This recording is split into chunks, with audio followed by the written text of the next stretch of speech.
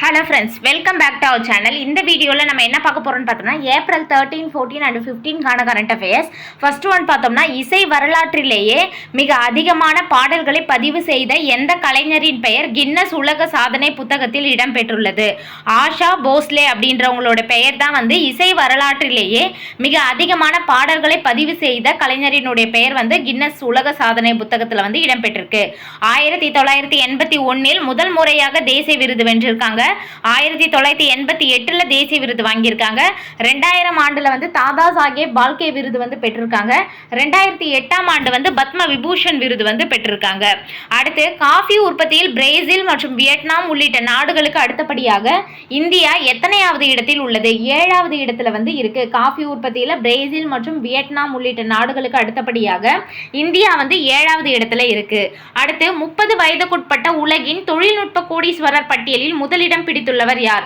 தென்கொரியாவினுடைய கிம் Jung யூன் அப்படின்றவர் தான் 30 வயதுக்குட்பட்ட உலகின் தொழில்நுட்ப கோடீஸ்வரர் பட்டியலில் முதலிடம் பிடித்திருக்காரு. இவருக்கு வயது பார்த்தோம்னா 22 வயது. இந்த அறிக்கையை வெளியிட்டவங்க யாரு அப்படின்னு பார்த்தோம்னா போப்ஸ் இதழ் 2026 அறிக்கையை வெளியிட்டிருக்காங்க. அதில் தான் தென்கொரியாவினுடைய கிம் ஜூங் யூன் அப்படின்றவர் ஃபர்ஸ்ட் பிளேஸ் பெற்றிருக்காரு. இவர் எப்படி பெற்றாரு அப்படின்னு பார்த்தோம்னா நெக்சன் நிறுவனத்தினுடைய நிறுவனர் மறைந்த கிம் ஜிங் ஜூ அப்படின்றவருடைய மகன் தான் இவர். அதனால இவருடைய மதிப்பு கோடீஸ்வரர்களோட பட்டியலில் முதலிடத்தில் வந்திருக்காரு. அடுத்து உலகில் மாம்பழ உற்பத்தியில் முதலிடத்தில் உள்ள நாடு எது? இந்தியா தான் மாம்பழ உற்பத்தியில் முதலிடத்தில் இருக்காங்க. அடுத்து பீகாரில் முதல்வராக பதவியேற்க உள்ளவர் யார் அப்படின்னு பார்த்தோம்னா சாம்ராட் சௌத்ரி அப்படின்றவர் தான் பீகார்ல முதல்வராக பதவியேற்க இருக்காரு. பீகாரில் முதல் முறை பாஜக ஆட்சி அமைக்கிறாங்க. அதாவது முதல்வராக பாஜக ஆட்சி அமைக்கிறாங்க.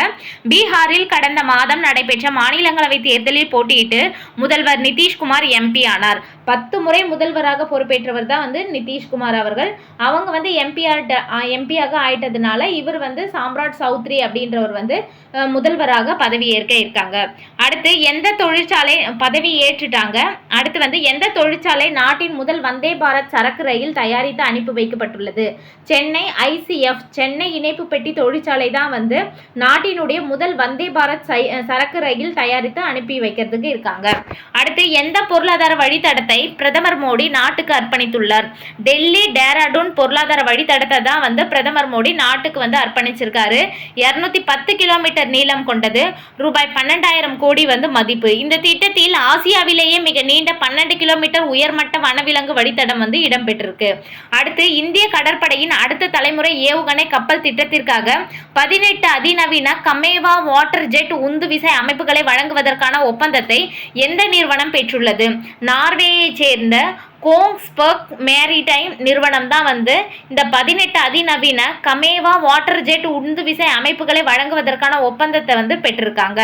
தமிழக தலைமைச் செயலாளர் முருகானந்தத்துக்கு பதிலாக அப்பதவிக்கு தேர்தல் ஆணையம் யாரை நியமித்தது? சாய்குமார் அவங்கள தான் தமிழக தலைமைச் செயலாளர் முருகானந்தத்துக்கு பதிலாக இவரை நியமிச்சிருக்காங்க. அடுத்து தமிழக சட்டமன்ற தேர்தலில் 234 தொகுதிகளில் எத்தனை வேட்பாளர்கள் களத்தில் உள்ளனர் அப்படின்னு பார்த்தோம்னா 4023 வேட்பாளர்கள் களத்தில் இருக்காங்க. 12 மாநிலங்களில் நடைபெற்ற வாக்காளர் பட்டியல் தீவிர திருத்த பணிகளுக்கு பிறகு எவ்வளவு வாக்காளர்கள் நீக்கப்பட்டனர்? 6.08 கோடி வாக்காளர்கள் நீக்கப்பட்டிருக்காங்க. அண்மையில் பதவி விலகிய அலகாபாத் உயர் நீதிமன்ற நீதிபதியின் பெயர் என்ன?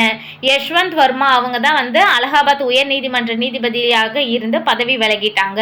தமிழக சட்டமன்ற தேர்தலுக்காக எவ்வளவு நிதி ஒதுக்கப்பட்டுள்ளதாக தமிழக தேர்தல் அதிகாரி அர்ச்சனா பட்நாயக் தெரிவித்தார்.